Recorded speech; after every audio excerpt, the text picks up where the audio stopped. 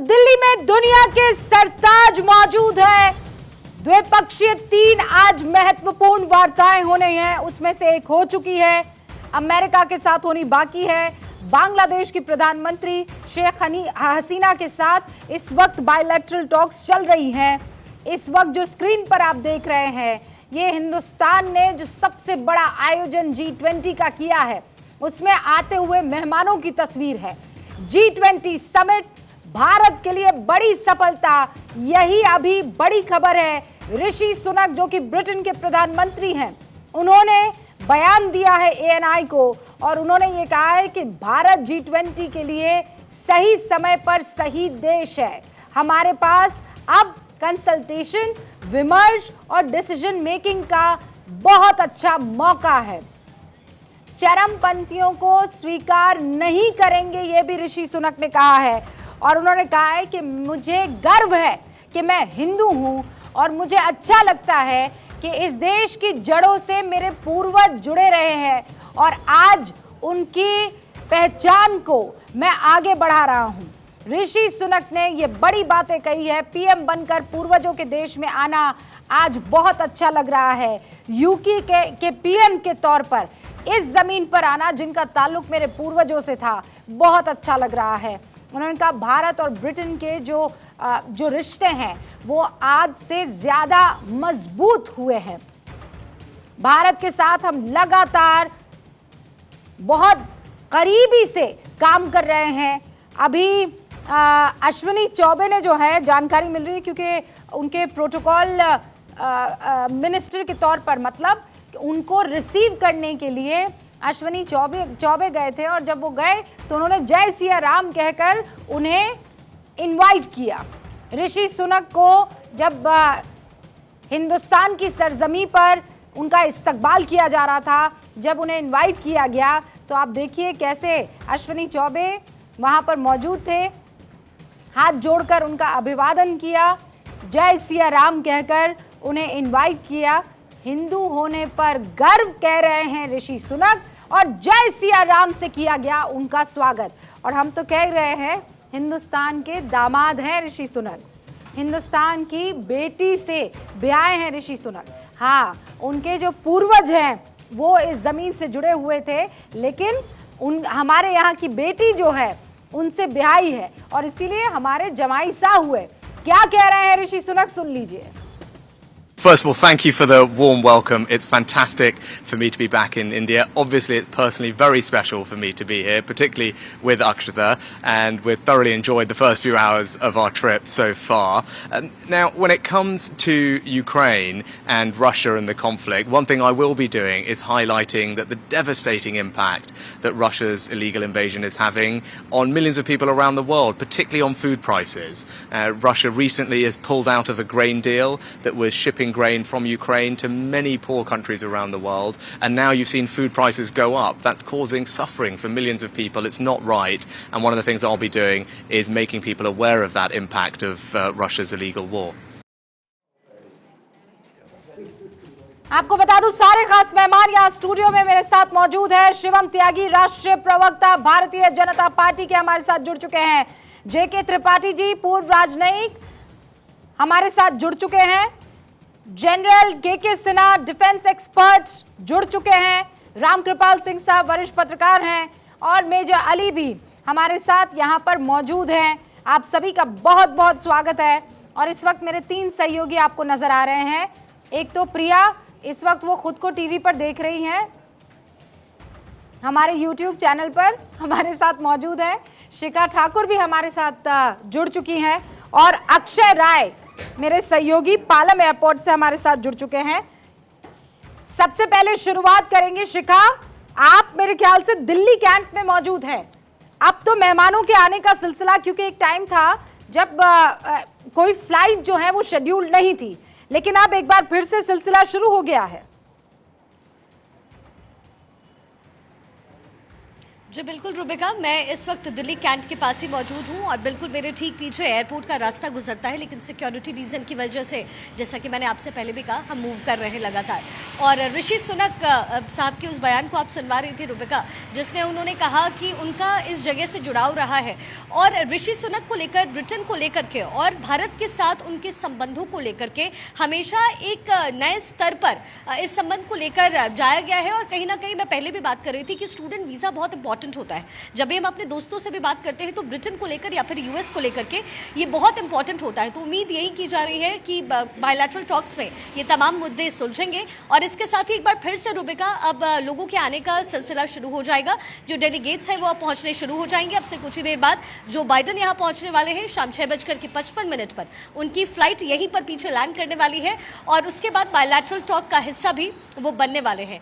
तो दिल्ली पूरी तरीके से तैयार है रुबिका, क्योंकि अगर मैं वो तस्वीर आपको दिखाती तो आप शायद समझ पाती कि किस तरीके से यहाँ सुरक्षा की व्यवस्था किए गए हैं। और अभी अभी मैं यहाँ खुद बैठी हुई थी रुबिका, क्योंकि हम सुबह से यहाँ हैं और हम ग्राउंड जीरो से रिपोर्टिंग कर रहे हैं। तो भारतीय सेना के एक जवान यहाँ पर आए और उन्होंने हमसे कहा कि आप सुबह से यहाँ पर मौजूद हैं, कोई प्रॉब्लम है क्या? तो हमने उनसे कहा कि नहीं, हम रिपोर्टर्स हैं, मैं न्यूज़ एंकर हूँ इसलिए हम आए। तो वो फिर यहाँ से चले गए। उन्होंने कहा ठीक है।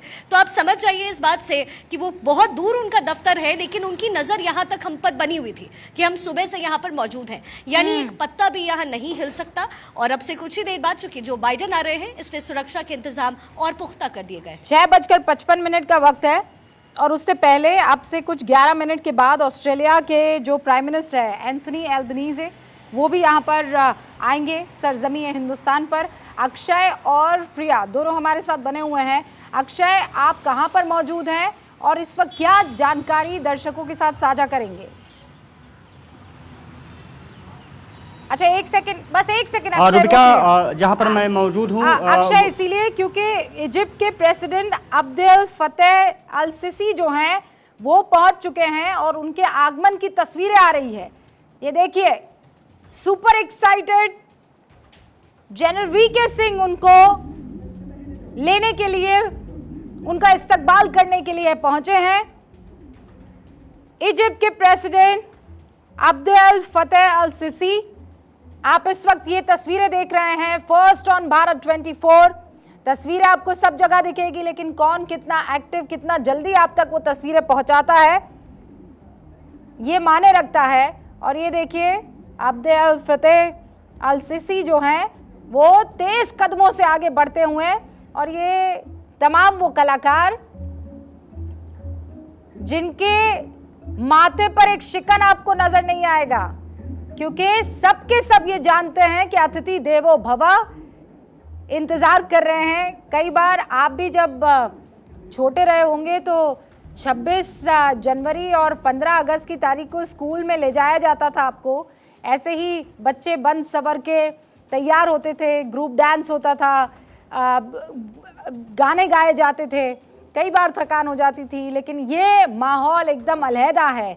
अलग अलग देश के पारंपरिक संगीत और गीत का मुजाहरा ये बच्चे कर रहे हैं। इनकी एनर्जी को भी दाद देना चाहिए।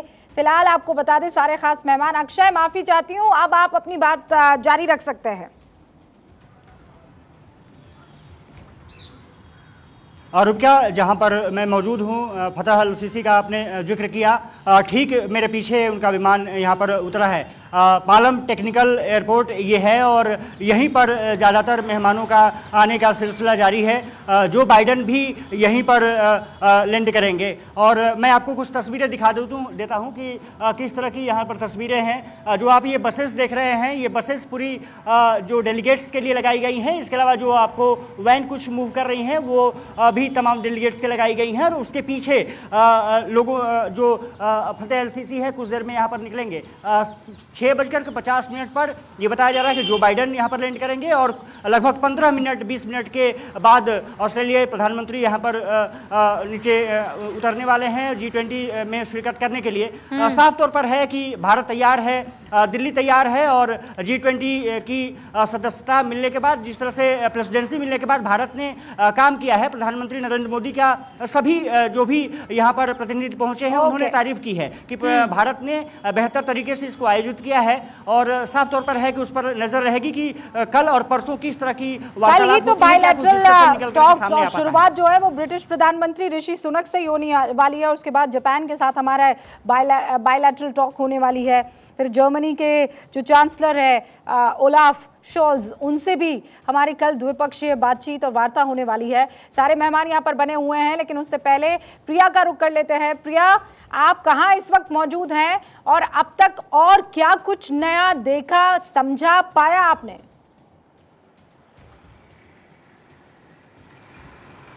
रूपिका, इस वक्त मौजूद हैं दिल्ली के सबसे व्यस्ततम पटेल चौक पर। अमूमन जो दिल्ली वाले होंगे उन्होंने इस रास्ते को कभी ऐसा खाली नहीं देखा होगा, लेकिन क्योंकि G20 को लेकर तमाम तैयारियां चल रही हैं और यही कारण है कि यहाँ पर आम लोगों आपको बहुत कम यहाँ पर नज़र आएंगे, जो हैं भी वो भी स्थानीय लोग हैं। इसके अलावा पुलिस चप्पे चप्पे पर यहाँ पर तैनात है। इससे पहले हम क्योंकि भारत मंडप पे मौजूद थे, वहाँ पर इस वक्त रिहर्सल चल रही है, उसके बाद हमने यहाँ का रुख किया तो यहाँ पर मुझे नज़र आया कि QRT टीम लगातार यहाँ पर गश्त कर रही है। आपको यहाँ पर पुलिस की मौजूदगी नजर आएगी, आपको SSB के जवान यहाँ पर नजर आएंगे पूरी तरीके से। और कहते हैं ना कि दिल्ली है मेरा नाम, दिल वालों की मैं सहेली, और ऐसा लग रहा है कि दिल वालों की ये दिल्ली खुली बाहों से दुनिया वालों का स्वागत कर रही है। और हमारी संस्कृति में कहते हैं रूबिका कि जब मौसम खुशनुमा हो जाए, जब बारिश हो जाए तो इंद्र देवता भी प्रसन्न हो जाते हैं। अभी हम क्योंकि यहाँ पर मौजूद है और हल्की हल्की बारिश हो रही है तो इंद्र देवता का भी हमें आशीर्वाद मिल गया है बहुत खूबसूरत तरीके से। और दिल्ली इस वक्त इतनी खूबसूरत लग रही है कि उसको शब्दों में बयां कर पाना बहुत कठिन है।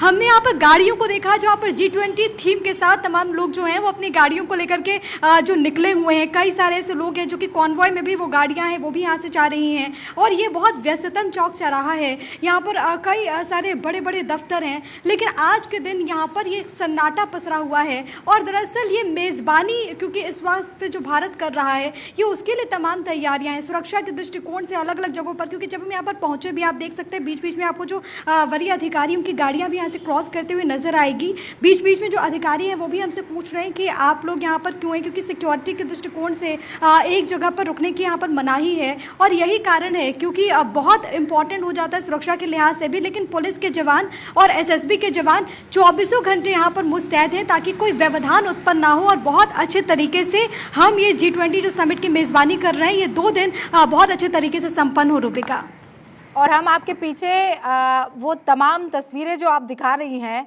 उससे समझ पा रहे हैं कि कितने चाक चौबंद सुरक्षा के इंतजाम है। ये 2 तस्वीरें जहां ऋषि सुनक देश की परंपरा पर फख्र करते हुए, अपने धर्म पर फख्र करते हुए, और दूसरी तरफ अश्विनी चौबे जो जय सिया राम के नारे के साथ उनका इस्तकबाल करने के लिए पहुंचे हैं। और सारे मेहमान अब जो हमारे साथ जुड़ चुके हैं, अब आगे क्या होने वाला है, हिंदुस्तान किस चीज के लिए तैयार है, इसे समझना शुरू करते हैं। रामकृपाल जी, शुरुआत में आपसे कर रही हूं। G20 ये ऐसा आयोजन, ऐसा लग रहा है जैसे आज दिवाली है, आज होली है, आज वो हर त्योहार जो हिंदुस्तान मिलकर मनाता है वो इस वक्त दिखाई दे रहा है। और दुनिया की तमाम शक्तिशाली राष्ट्राध्यक्षों की जो टोली है वो यहाँ इस वक्त सरजमीए हिंदुस्तान पर मौजूद है। निश्चित रूप से ये हमारे देश के लिए एक गर्व की बात तो है ही है, पूरी दुनिया के लिए भी गर्व की बात है। और दुनिया के लिए एक तरह से मैं कहूँ तो उम्मीद की बात है। जैसा कि सुनक जी ने कहा कि भारत में ये जो हो रहा है अच्छे समय पर हो रहा है, और जो उनका इशारा था कि जो हमारा आज लोगो है वसुधैव कुटुंबकम, उनका इशारा भी उसी की तरफ था कि एक ऐसी जगह दुनिया को आज सब तरफ से एक चीज़ आ रही है कि कैसे ये दुनिया में शांति स्थापित हो। क्योंकि देखिए किसी भी डेवलपमेंट के लिए, चाहे वो आर्थिक हो, सामाजिक हो, पर्यावरण की सुरक्षा हो, सबके लिए एक शांत वातावरण की ज़रूरत होती है। और आज जिस तरह से मोदी जी ने लगातार हर तरह के अंतर्राष्ट्रीय मंचों पर, और जब वो रशियन पुतिन जी से जब मुलाकात उनकी हुई थी तब भी उन्होंने कहा था कि युद्ध का नहीं बुद्ध का काल है, समय है, हम बुद्ध के मानने वाले हैं, हम युद्ध में विश्वास नहीं रखते। तो भारत को जो ये मिला हुआ है और जिस तरह से भारत ने जो, जैसा कि IMF ने आज इसी मौके पर कहा है कि 6 साल में भारत ने वो प्रगति की है जो 50 साल में कोई नहीं कर सका है शायद। तो ये बहुत बड़ी बात है, कोई हम अपने मुंह में अपटू नहीं भर रहे हैं। और आज जिस तरह का ये आयोजन है, जो विहंगम दृश्य है, और जिस तरह से तमाम मेहमान आकर के अपनी खुशी जाहिर कर रहे हैं, तो वो लगता है कि कहीं न कहीं एक नए भारत, जो एक भारत आगे छलांग भर रहा है, उसकी वो तस्दीक कर रहे हैं उसको। और सबसे बड़ी जो बात हमारे सामने है कि दुनिया को भारत से बहुत अपेक्षाएं हैं, और ये G20 उसका एक प्रतिनिधित्व करता है। जब ये तय हुआ था 1 साल पहले, उसके बाद से देखिए जितने डेवलपमेंट हुए हैं और जितने तरह के बड़े बड़े लीडर्स के जो बयान आए हैं, उसमें कहीं न कहीं उनको उम्मीद की नज़र आती है कि भारत अंतर्राष्ट्रीय पटल पर एक बहुत बड़ी भूमिका निभाने की क्षमता रखता है, और लोग उससे उम्मीद भी कर रहे हैं। और इससे पहले रामकृपाल जी, जब हम शो कर रहे थे, तब कुछ मेहमान यहाँ पर इस वक्त जो मौजूद है वो पहले भी थे, और तब इस बात को लेकर चर्चा चली थी कि बताइए, इस वक्त हिंदुस्तान ने तो प्रबल इच्छा जाहिर कर ली है कि हम तीसरी सबसे बड़ी इकोनॉमी बनने वाले हैं, लेकिन उस इच्छा में बाकी देश क्यों इंटरेस्ट जताएंगे? आज की तारीख में दर्शकों को ये जानना ज़रूरी है। और इसीलिए शिवम, चूँकि आप बीजेपी के राष्ट्रीय प्रवक्ता हैं, ये सवाल इसलिए जायज़ है और बनता है क्योंकि आम आदमी, जैसे मैं अगर कुछ करना चाहूँगी, ये तो मेरा अपना लक्ष्य है ना, उसमें शिवम त्यागी क्यों मेरी मदद करेंगे, या मेजर अली क्यों मदद करेंगे, या JK त्रिपाठी जी क्यों मदद करेंगे, या जनरल सिन्हा क्यों मदद करेंगे? ऐसा क्या है जो मदद करेंगे? क्या लगता है आपको शिवम, क्या जवाब होगा? इस दुनिया में कोई हिंदुस्तान में ना आना चाहे और हिंदुस्तान के साथ ना जुड़ना चाहे, आज के समय में वैसा नहीं हो सकता।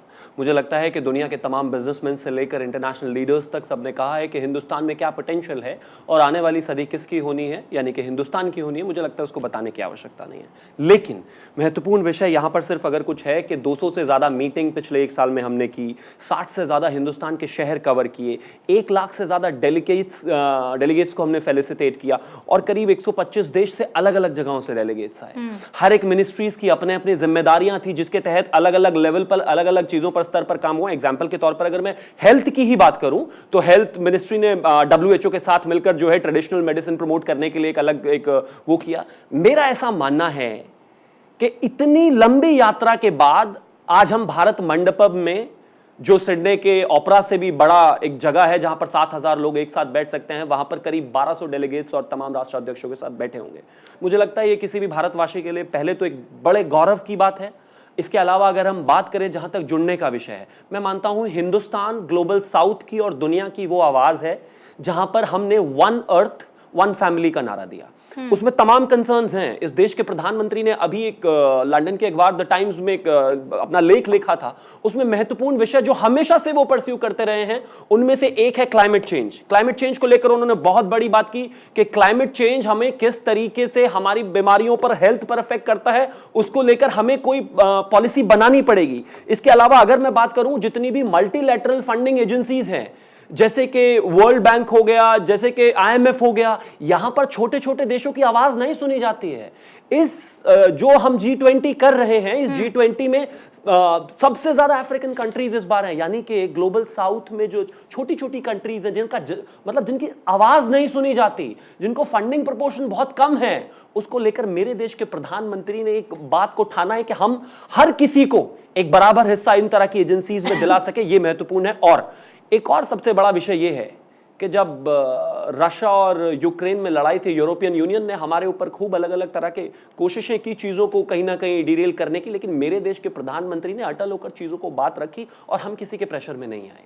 आज विषय बहुत साफ है। हम दुनिया को दिखाना चाहते हैं कि हमारी संस्कृति कितना भव्य है। हम दुनिया को दिखाना चाहते हैं कि हमारे देश में क्या है आपको देने के लिए, what we have to offer. और हम इस दुनिया को यह बताना चाहते हैं कि आज का भारत बदला हुआ भारत है। आदरणीय प्रधानमंत्री जी के नेतृत्व में जिस तरीके से ये हुआ, आपने तो रुबिका जी बहुत सारे इवेंट्स कवर किए हैं। क्वाड आपने कवर किया होगा, G20 भी आपने कवर किया होगा, और G7 भी आपने कवर किया होगा। लेकिन ये अद्भुत है भव्यता को बिल्कुल, शायद मुझे लगता है किसी ने देखा होगा। मुझे लगता है कोई दो राय नहीं है। इससे शानदार आयोजन, अब जो दुनिया के लोग आएंगे और जो कल बोलेंगे और बताएंगे वो भी सामने आ ही जाएगा, लेकिन इससे बेहतरीन आयोजन मुझे लगता है शायद किसी ने आज तक नहीं किया है। JK त्रिपाठी जी, जो बात इस वक्त शिवम कह रहे हैं उस बात को चाहे सरकार का कोई विरोधी हो कि समर्थक हो, आज इसे झुठला नहीं सकता है कोई भी। ये बात सच है कि हिंदुस्तान से हर कोई आज की तारीख में जुड़कर रहना चाहता है। ये बात सच है कि हिंदुस्तान को अगर आप लीडर मानते हैं या हिंदुस्तान से आप राब्ता कायम करते हैं तो वो आपके साथ अन्याय नहीं होने देगा, वो आपको चूना नहीं लगाएगा, वो आपके साथ कोई धोखा नहीं करेगा। ये वो मुल्क है जो कहता है वसुधैव कुटुंबकम। ये वो देश है जिसका मुखिया ये नारा देता है वन अर्थ वन फैमिली। जी देखिए रूबिका, भारत की हमेशा से यही कोशिश रही है कि पड़ोसी देश हों या दूसरे देश हों या ऐसे देश हों जो उसके विरोधी भी रहे हैं, उन देशों में बिना किसी भेदभाव के उनकी मदद करना और कोई भी परेशानी हो उसमें आगे आना। आपको याद होगा कि तुर्की ने हमारी कितनी खिलाफत की, लेकिन तुर्की में जब भूकंप आया तो सबसे पहले पहुंचने वालों में हम थे। सीरिया में सबसे पहले पहुंचने वाले हम थे। और जब कोरोना की महामारी आई तो भारत विश्व की फार्मेसी बन गया। हमने बिना किसी भेदभाव के, बिना किसी बदनीयती के लोगों की मदद की। बड़ी शक्ति बनने के लिए क्या ज़रूरी है? देखिए, एक तो नियत, दूसरी इनिशिएटिव या पहल, और तीसरी इच्छा, और चौथी कैपेसिटी। हमारे पास संयोग से इस वक्त सारे कुछ ये चारों इंग्रेडिएंट्स मौजूद हैं और हम दुनिया को दिखा चुके हैं कि हम क्या हैं। सिर्फ हम इसलिए नहीं, जो आयोजन हो रहा है, कुछ लोग शायद उसका विरोध कर रहे हैं कि 900 करोड़ से ज़्यादा खर्च हो रहा है, इस तमाशे का क्या फ़ायदा है। लेकिन ये तमाशा जो है एक दूसरी ओर इंगित करता है कि आप दुनिया को दिखा रहे हैं कि आप क्या हैं। 60 से अधिक शहरों में ये ऑर्गेनाइज होने वाला जो कार्यक्रम है, जो तीनों वर्टिकल्स के अंतर्गत हुआ है और 1 लाख से ज़्यादा विदेशी प्रतिनिधियों ने भाग लिया है, उन्होंने न सिर्फ जगह जगह के का खाना, उनकी परंपरा, उनकी वेशभूषा या उनकी संस्कृति देखी है, बल्कि ये भी देखी है कि उस पर्टिकुलर जगह में क्या लोकल प्रोडक्ट है, वहाँ पर कैसी इंडस्ट्री है और वो इंडस्ट्री कितनी डेवलप्ड है। ये चीज़ वो अपने अवचेतन मन में लेके जा रहे हैं और इसका परिणाम ये होगा कि भारत के साथ उनका जब व्यापार है वो बढ़ेगा, इस सिलसिले में बढ़ेगा, निवेश के रूप में बढ़ेगा, भारत से निर्यात के रूप में बढ़ेगा। और जब ये सब लोग जाएंगे, वो गुड मेमोरी जिसे कहते हैं ना, वो गुड एक्सपीरियंस, वो तो हमेशा आपके जहन में चस्पा हो जाता है ना। शिवम 30 सेकंड्स और उसके बाद मेरे 2 और मैं तो त्रिपाठी जी से इतना ही कहना चाहता हूं कि आज के दिन और कल और परसों के दिन को इतना शुभ मानकर चलिए कि मेरे देश के प्रधानमंत्री कहते हैं कि कुछ लोग अगर बुराई कर रहे हैं ना तो इसको आप शुभ काम में काला टीका मान लीजिए।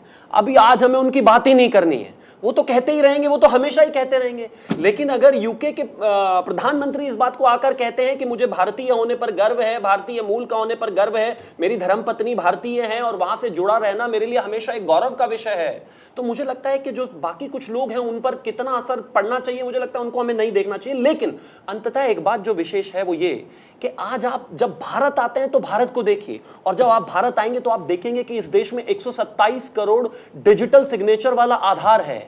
आज जब भारत में आप आएंगे तो 220 करोड़ से ज्यादा वैक्सीनेशन करने वाला और दुनिया को वैक्सीन एक्सपोर्ट करने वाला भारत है। आज जब आप आएंगे तो आप देखेंगे कि अप्रोक्सीमेटली करीब 22-23% दुनिया की जो पॉपुलेशन है उनके पास बैंक अकाउंट्स नहीं है, लेकिन हिंदुस्तान में हम उस टैली को कहां तक लेकर चले गए। आज अगर हम बात करें तो इस तरह की जो अचीवमेंट्स हैं आप वहां पर देखेंगे भारत मंडपम में, तो वहां पर भी जो बार बार लोग कहते हैं ना बहुत सारे कि India is a union of state, आज वहां पर देखिए ना यूनिटी इन डाइवर्सिटी देखिए, वहां पर आपको छत्तीसगढ़ भी मिलेगा, वहां पर आपको राजस्थान की स्पेशलाइजेशन में मिलेगी, वहां पर आपको उत्तर प्रदेश भी मिलेगा, वहां पर सब मिलेगा। मुझे लगता है कि जिनको कमियां ढूंढनी है वो ढूंढे, उनके लिए ये मतलब वो क्या होगा वो बेहतर जान सकते हैं, लेकिन हिंदुस्तान के लिए गौरव का विषय है। और मैं ऐसा मानता हूं कि कम से कम जो हिंदुस्तान का आमजन है, जो देश में रहने वाले लोग हैं, वो इसको एक त्योहार की तरह ले रहे हैं, एक दिवाली की तरह ले रहे हैं। इसमें कहीं कोई दो राय नहीं। सुबह से हम लोग कवरेज कर रहे हैं, ये बात हमने पहले भी कही थी और मैं फिर कह देना चाहती हूँ कि जब घर में कोई बड़ा आयोजन होता है तो कहीं ना कहीं फूफा जी आ ही जाते हैं और वो थोड़ा सा अपनी नाराजगी जता देते हैं और वो जताए कोई बात नहीं, वो वापस मान भी जाते हैं। लेकिन इस वक्त यहाँ पर जिस ट्रेड को लेकर, जिस क्रूड नंबर्स को लेकर, जिस डिजिट को लेकर बातचीत हो रही है, जिस इकोनॉमिक पायदान पर खड़े होने का सपना हमने हिंदुस्तान संजोए हुए बैठा है, जनरल सिन्हा, हम उससे कितना दूर इस वक्त आपको लग रहा है? हमारे चैलेंजेस क्या होने वाले हैं? रूबिका, जय हिंद। जय हिंद सर। देखिए, आपके माध्यम से आज जब आपको सारी भारत ही नहीं विश्व के सारे लोग देख रहे हैं, तो जो हम शुभ संध्या का हमारा जो आगाज़ है आज हो रहा है G20 का, जिसमें सारे हमारे मेहमान धीरे धीरे करके हमारे पास आ रहे हैं और दुनिया पूरी सिमट करके भारत के अंदर रह जाएगी। क्योंकि देखिए, ग्लोबल गवर्नेंस 2-3 दिन यहीं से चलेगा पूरे विश्व का, क्योंकि G20 इतना बेहद है, इतना विस्तार है, जो कि और भी जुड़ने वाले।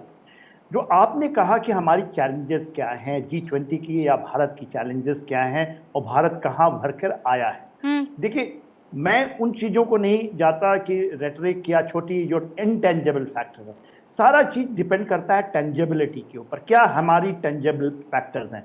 सबसे बड़ा, क्योंकि इकोनॉमिक फोरम है ये, आपको G20 एक ग्लोबल इकोनॉमिक फोरम है, तो उसके ऊपर में तो आज जब आप 10 सालों, देखिए 2016 में हम 10वें पायदान में थे, और आज आप जब हम मुखातिब हैं, बात कर रहे हैं, तो हम 5वें पायदान में ताल ठोक करके हम खड़े हैं।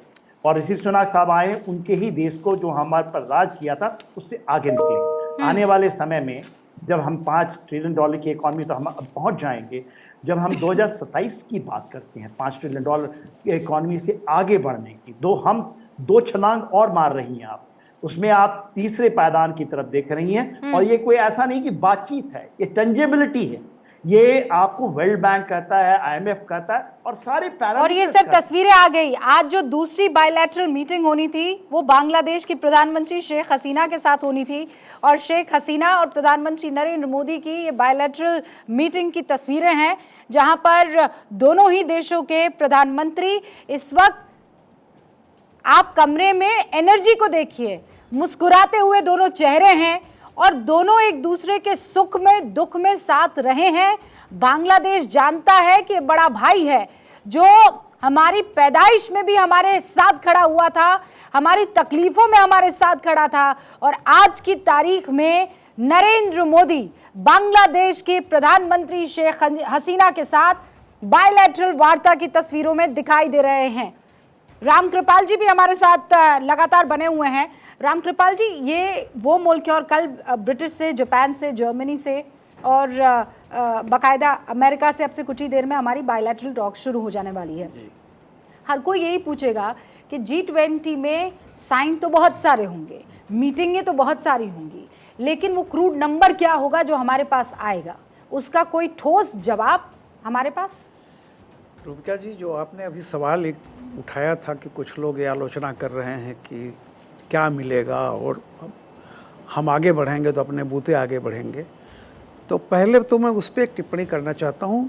विनोबा भावे की एक बहुत अच्छी उक्ति है, उनसे पूछा गया था कि स्वावलंबन, तो उन्होंने कहा कि देखो, कोई किसी के भरोसे न जिए, ये स्वावलंबन है, लेकिन कोई किसी का भरोसा न करे, यह असंभव है। तो जो लोग सिर्फ इसमें देखते हैं ना कि प्रगति लक्ष्य नहीं होता है, प्रगति एक साधन है, साध्य जो हमारा है, आप ये देखिए, जब हम बहुत पिछड़े थे तब भी पूरी दुनिया को सिर्फ गांधी ऐसे थे जिन्होंने ट्रस्टीशिप की बात कही, वरना पूरी दुनिया का जो दर्शन था वो कहाँ तक पहुँचा था, live and let live. Gandhi ने कहा कि नहीं, तुम मेरे लिए जियो, मैं तुम्हारे लिए जीऊं, तब ट्रस्टीशिप है, तभी ये सबका उदय होगा, सर्वोदय होगा। ये इतनी बड़ी बात है। आज जो भारत की ताकत है, जो दिखाई पड़ रही है, पोटेंशियल है, देखिए, वो तो जैसी बात IMF ने कह दिया कि 6 साल में हमने वो कर दिया दुनिया में, आज सबसे तेज़ी से बढ़ती हुई हमारी अर्थव्यवस्था है, इसको दुनिया मान रही है कि आने वाले समय में होगा। लेकिन उससे भी बड़ी एक चीज़ जो बार बार मोदी इस बात को कहते हैं कि हम कुछ पाने के लिए ही नहीं बुलाए हैं, हम कुछ देने के लिए बुलाए हैं। बहुत अद्भुत। हम दुनिया को बहुत कुछ दे सकते हैं और दुनिया, गांधी जी पे जितनी किताबें छपी हैं पूरी दुनिया में, आपको ताजुब होगा अमेरिका में एक ज़माने में कार्ल मार्क्स और गांधी, इन दोनों पर जो बुक्स छपी थी वो गांधी पर सबसे ज़्यादा थी। तो ये अपने आप में एक बड़ा, ये जो है भारत से, वो जैसा सुनक जी ने क्या कहा, तमाम लोगों ने कहा है, ये G20 की मीटिंग से पहले लोग कह रहे थे कि ये जो कुछ आज उथल पुथल हो रही है इसमें भारत बड़ी भूमिका निभा सकता है। और ये बात सिर्फ छोटे देश नहीं, तमाम बड़े देश भी इस बात को मानते हैं कि भारत बड़ी भूमिका निभा सकता है। नहीं, अमेरिका तो चाहता है कि चीन से अगर हमें निपटना है तो इसमें सबसे बड़ा साथी कोई हो सकता है, हम तो जानते हैं ना। और जेके त्रिपाठी जी से बेहतर इसे कौन बता सकता है। मेजर अली, मैं आपका रुख करूंगी, लेकिन त्रिपाठी जी, एक टाइम था, मैंने बस मीडिया में शुरुआत की ही थी, आप जानते हैं, जब हम डिस्कशन करते थे तब इस बात को लेकर चर्चा होती थी कि अमेरिका देखिए हमें दबाने की कोशिश कर रहा है, हमारे साथ खेलने की कोशिश कर रहा है, कभी हमको उठाता है, कभी हमको पटकता है। लेकिन अब वो दौर है क्या? अब वाकई ऐसा है कि हम सिर्फ सुनेंगे, हम सिर्फ कहीं को करेंगे, या फिर अब वो टाइम आ गया है गिव एंड टेक, बॉस तुम्हारे पास क्या है और हमारे पास क्या है, टेबल पर बैठकर बात करते हैं। देखिए, मैं एक चीज़ ये कहना चाहता हूँ कि अमेरिका ने जब अभी स्थिति क्या है, 6 साल 7 साल में स्थिति ऐसी बदली है कि अमेरिका को हमारी ज़्यादा नहीं तो उतनी ज़रूरत तो है जितनी हमें अमेरिका की है। तो इसलिए दोनों, क्योंकि अमेरिका को रूस और चीन को कंटेन करने के लिए एशिया में जापान नहीं भारत की ज़रूरत है, और इसीलिए अमेरिका की मजबूरी भी है, और रूस की भी ये मजबूरी है कि वो अमेरिका को कंटेन करने के लिए उसे भारत के अलावा और कुछ नहीं दिखता है। तो ये चीज़ अब आज हम ऐसी, जिसको अंग्रेजी में कहते हैं ईर्ष्यापूर्ण स्थिति में हैं। हमारी स्थिति एक ऐसी सुंदरी की तरह है जिसको कि दोनों पक्ष के लोग डेट करना चाहते हैं, लेकिन हम कह रहे हैं अभी हम वेट करेंगे, हम अभी तौलेंगे, देखते हैं कि हमें क्या करना है। तो ये बहुत बड़ी चीज़ हमारे लिए हो गई है। और आप देखिए कि जैसे आपने कहा कि पहले हम कहते थे कि पहले हम भिखमंगे टाइप थे, या पहले हमें लोगों की दया पे निर्भर रहना पड़ता था। तुर्की जो है वो नेटो का मेंबर है। तुर्की ने जब रूस से त्रिपाठी जी, बस एक सेकंड, बस मैं इतना कह देना चाहती हूँ कि नहीं, मैंने तो हिंदुस्तान को कभी भिखमंगा नहीं माना है, कभी भी नहीं। पहले पहले हम इस बात को जरूर मैं मानने को तैयार हो जाऊंगी, और आप मुझसे उम्र में बहुत बड़े हैं, आप बहुत एक्सपीरियंस हैं, लेकिन मुझे नहीं लगता कि हिंदुस्तान कभी भी उस स्थिति में रहा है कि आओ हमें कुछ दे दो, चाहे वो नेतृत्व बदला हो कि ना बदला हो, लेकिन हिंदुस्तान हमेशा उस स्थिति में तो रहा है कि हाँ, सम्मानजनक है मामला, खुददार मुल्क रहा है। 1950 वगैरह के आसपास स्थिति ये थी कि दुनिया हमको तब तक मानती थी कि हम रस्सी चढ़ने वालों का, सपेरों का, बंदर नचाने वालों के वो बात है, वो मैं मानती हूँ, प्रगत नहीं है। और लेकिन हमने कभी किसी के दर पर जाकर ये नहीं कहा कि भाई थोड़ी मदद कर दे दोस्त, हमने नहीं कहा, अभी जरूरत है। हम तो बड़े खुददार मुल्कों में से हमने नहीं कहा, लेकिन लोग ये मानते थे, पश्चिम विशेषकर ये मानता था। तो वो तो आज भी मानता है सर। नहीं, आज नहीं मानता, आज पश्चिम की मजबूरी है। वही मैं कह रहा हूँ कि आप देखिए, तुर्की ने जब नाटो का सदस्य होने के बावजूद तुर्की ने जब S-400 रूस से लिया तो अमेरिका ने काटसा के तहत उस पर प्रतिबंध लगा दिया। हम नाटो के मेंबर नहीं हैं, लेकिन हमने न सिर्फ S-400 लिया बल्कि रूस से हमने तेल भी लिया, न सिर्फ तेल लिया बल्कि उसको संशोधित करके हमने पश्चिम को बेचा भी, और अमेरिका की हिम्मत नहीं हुई कि हमारे ऊपर अभी तक प्रतिबंध लगा। अरे यूरोप को हमने ही सप्लाई की है वो जो उनको नहीं मिल रहा था। ये देखिए, ये जो है ये इस चीज़ को दिखाता है कि हमारी विदेश नीति कितनी दृढ़ हो चुकी है, कितनी तेज हो चुकी है, और कितनी वेल आर्टिकुलेटेड हो चुकी है। और हम पहले डिफेंसिव थे, पाकिस्तान कहता था कि कश्मीर हमारा है, हम कहते थे नहीं भाई कश्मीर हमारा है, आपका नहीं है।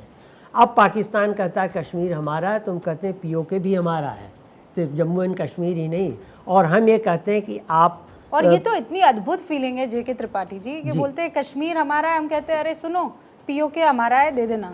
मेजर अली, इससे बढ़िया फीलिंग क्या हो सकती है बताइए। और इतना ही नहीं, हम ये भी कहते हैं कि भाई POK ही नहीं, आप गिलगिट बाल्टिस्तान हमारा अखंड भारत, हम तो कहते हैं अखंड भारत, मेजर अली, और ये मैं कह रही हूँ ये कोई एग्जैजरेशन नहीं है।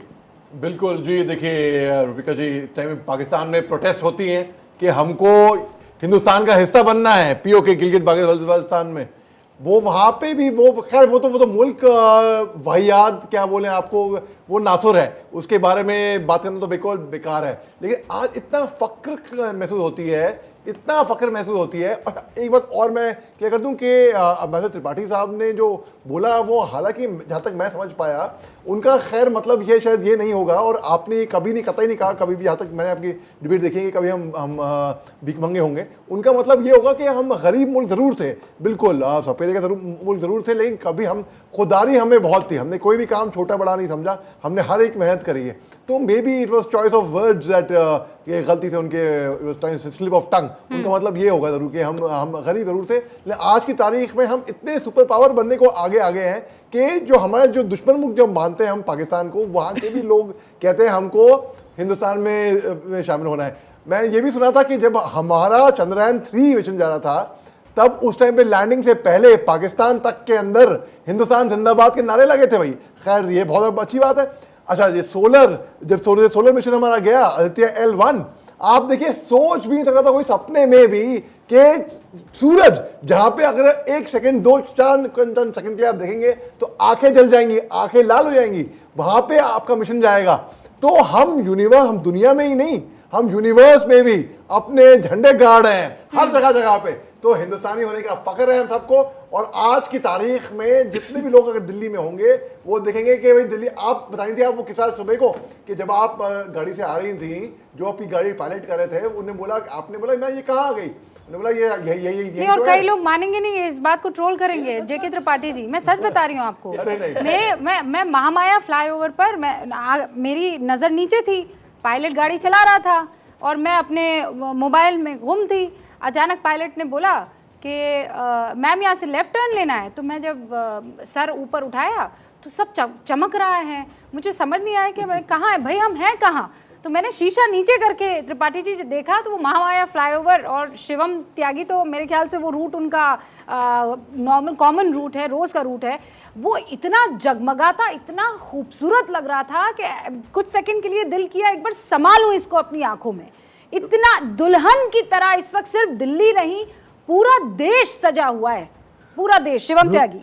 रुबिका, एक चीज मैं छोटी सी कहना चाहूँगा, अगर आप उधर अभी आपके जो ब्रेकिंग न्यूज़ आ रही है वो बहुत इम्पॉर्टेंट है कि बाइडेन एयरपोर्ट से सीधे प्रधानमंत्री आवास जाए। ये पहली बार है, क्योंकि वहाँ का प्रोटोकॉल ये है कि प्रधानमंत्री या राष्ट्रपति भी आते हैं तो वो चीफ ऑफ प्रोटोकॉल उनका जाता है रिसीव करने, राष्ट्रपति नहीं जाता, चाहे वो स्टेट गेस्ट के तौर पे व्हाइट हाउस में रुके। लेकिन ये पहली बार है कि अमेरिका जैसे देश का राष्ट्रपति प्रधानमंत्री के आवास में जा रहा है सीधे, मतलब सीधा दर पे, हाँ घर पे जा रहा है। हाँ, मतलब इसे ये कहें कि मेहमान आया वो अपने घर नहीं, सीधा दर पे पहुंचा है प्रधानमंत्री नरेंद्र मोदी। और ये जो बाइडेन कुछ ज़्यादा ही एक्साइटेड है, यारी दोस्ती निभा रहे हैं, उनको लग रहा है इस बार चुनाव जो है मोदी जितवा देंगे उनको वहाँ पर। नहीं, मुझे तो बहुत सीरियस लेवल पे लग रहा है। शिवम त्यागी, देखिए मोदी जी की पॉपुलैरिटी ये है कि दुनिया में मुझे लगता है शायद ही कोई होगा जो नहीं चाहेगा कि उनके साथ मिल के एक बार चुनाव में अगर हाथ मिल जाए तो मैं जीत जाऊंगा। चाहे वो विषय पैर छू लेने का हो, और चाहे उनको सुपरस्टार बताने का हो, और चाहे उनको फ्रेंड बताने का हो, या फिर चाहे the famous one amongst all बताने का हो, चाहे माय फ्रेंड बताने का हो, और चाहे फिर अंत में ऑटोग्राफ लेने का हो। हर कोई जानता है कि उनकी पॉपुलैरिटी क्या है। जहाँ तक विषय ये तमाम चीज़ों का आपने बताया कि आज जब मैं महामाया से जा रही थी तो देखा तो एक बार को मुझे ऐसा लगा कि हम कहाँ आ गए। मैं यही कहना चाहता हूँ कि हम सांप सपेरों का देश थे नहीं कभी भी, हम जैसा दिखाते हैं वैसा होते हैं। सांप सपेरों का देश। अब आप एक काम करिए, आज यहाँ पर 125 कंट्रीज हैं, सांप सपेरे आज भी हमारे देश में जाकर उनका शो करा दीजिए, वो सांप सपेरे। लेकिन आपका विजन होना चाहिए कि हमें दिखाना है क्या, डिजिटल ट्रांजैक्शन। अब से 2 साल बाद हम हर दिन 100 करोड़ यानी कि 1 बिलियन ट्रांजैक्शन पर डे करेंगे। ये हम दिखा रहे हैं। अब हम दिखा रहे हैं कि हम डिजिटलाइजेशन में कहां हैं, अब हम दिखा रहे हैं कि इंफॉर्मेशन टेक्नोलॉजी में हम कहां हैं, अब हम दिखा रहे हैं कि हम स्पेस टेक्नोलॉजी में कहां हैं, अब हम दिखा रहे हैं कि अब हम डिफेंस में कहां हैं। ये हमें तय करना है कि हमें सामने वालों को क्या बताना है, और ये हमें बताना है उनको कि हमारी सांस्कृतिक भव्यता और जितनी डाइवर्सिटी है वो क्या है। अब आप एग्जाम्पल लगाइए कि जब 2014 में मेरे देश के प्रधानमंत्री आए थे तो उस समय देश का एफडीआई मात्र $45 बिलियन था। सिर्फ 10 साल में, 9.5 साल में वो $84 बिलियन हो गया बढ़कर, यानी कि ऑलमोस्ट डबल। अब आप एक चीज बताइए, जो दिन रात का जाना है, ये प्रधानमंत्री रात को यहां से 9 बजे जकार्ता के लिए निकलते हैं, 3 बजे वहां पहुंच जाते हैं, 3 बजे वहां भारतीय डायस्पोरा से मिलते हैं, सुबह उठकर 2 मीटिंग करते हैं 9 घंटे की, रात को फिर 22 घंटे में वापस। कमाल हो गया। फिर आते हैं फिर उसके G20 की तमाम तैयारी में जुट जाना। ये कौन कर सकता है? और फिर शिवम त्यागी जिसके पास देश के लिए एक ना विजन हो। और फिर अगर रुबिका लियाकत ये सवाल पूछती है कि आप थकते क्यों नहीं हैं, आप सच में किसी तरह का कोई टॉनिक लेते हैं? ये कोई मजाकिया सवाल नहीं है। On a very serious level, आप जब आप एक जगह से दूसरी जगह ट्रैवल करते हैं तो 2 दिन उसी का गाना गाते रहते हैं कि फला जगह मैंने ट्रैवल किया, अरे मैं थक गया हूं, 2 दिन तो दे दो, अभी तो नहीं कर पाऊंगा। त्रिपाठी जी, ये अतिशयोक्ति नहीं, ऐसा होता है। अरे आज नहीं हो पाएगा, पहले से ही 2 मीटिंग अटेंड कर चुका हूं, and this man is non stop doing it. मतलब बगैर किसी रुकावट के जनरल सिन्हा 70 अबव, और आप देखिए कोई जेट लैग नहीं है। आप यहाँ आएंगे, मीटिंग करेंगे, आप दूसरी जगह 9 घंटे सफर करके जाएंगे, वहां मीटिंग करेंगे, फिर आपको भाषण देना है, फिर आप आएंगे, फिर वापस जायजा लेंगे, फिर आपको बड़ा आयोजन करना है, आगे की और प्लानिंग करनी है। और ऐसा कोई वक्त नहीं आया जब आपको लगा हो कि आज प्रधानमंत्री आराम फरमा रहे हैं। भाई आज छुट्टी पर गए हैं, बहुत काम कर लिया है, छुट्टी पर गए हैं पीएम। देखिए, टॉनिक है जनता का भरोसा। एब्सोल्युटली। जनरल सिन्हा, आप भी मानते हैं? देखिए रुबिका जी, प्रधानमंत्री एक चीज को जो दुनिया को दिखाते हैं, जो भारत की योग साधना, मेडिटेशन, संयम, उसके एक जीते जाते मूर्ति की तरह। देखिए आप प्रधानमंत्री ऐसे जो प्रधानमंत्री जो चीज को दिखा रहे हैं पूरे विश्व में, तो एक इंडिविजुअलिटी होती है, उनमें पूरा भारत समावेश है, जो उस एनर्जी से शायद आप भी बिलोंग करती हैं। पैनल में बैठे हुए बहुत लोग, वो जिसको दिव्य शक्ति कहते हैं, तो दिव्य शक्ति जब आती है, और भारत में ये दिव्य शक्ति बहुतों के पास है, तो उसको वो पूरे शोकेसिंग है। ये प्रधानमंत्री, ये तो एक ये कहिएगा कि आज वो हमारे लीडर हैं और जो हमारे 1.4 बिलियन पीपल को रिप्रेजेंट करते हैं, इसमें से बहुत लोग जिस तरह से योग का, जिस तरह से साधना का, जिस तरह अपनी तपस्या का जो दिखा रहे हैं, और वही कारण है ना वो थकता है, ना झुकता है, ना रुकता झुकता है, भी नहीं, ना थकता है। सबसे बड़ी बात है झुकने की, एक स्वाभिमान की, एक ये नहीं कि एरोगेंस है। हाँ। आप देखिए ना, आपका एक पड़ोसी है जो कि एरोगेंट है as a personality, as a nation, जो विस्तारवाद की बात करता है, और आप बात करती आप उसी जगह की हैं ना, उसी एशिया की हैं। प्रधानमंत्री ने कल एक बहुत बात कही, बहुत दिनों बाद, क्योंकि ये मानते थे, और ये हुआ था 2017 में भी बोला था, 2019 में भी, कि एशिया की सदी है, 21वीं सदी, और उन्होंने कल कहा था। और जनरल सिन्हा जो समझदार हैं और इस वक्त जो स्क्रीन देख रहे हैं, समझ रहे हैं, बहुत महानुभाव हैं, जिनको ये लगता है कि G20 को किस तरीके से कवर किया जा रहा है, ये तो तरीका होना ही नहीं चाहिए। मुझे लगता है यही तरीका होना चाहिए, इससे बेहतर तरीका हो नहीं सकता है। हम तो इतराएंगे, हम तो हिंदुस्तान की इस प्रगति को गाएंगे, और कोई माइका लाल हमको रोक नहीं सकता है।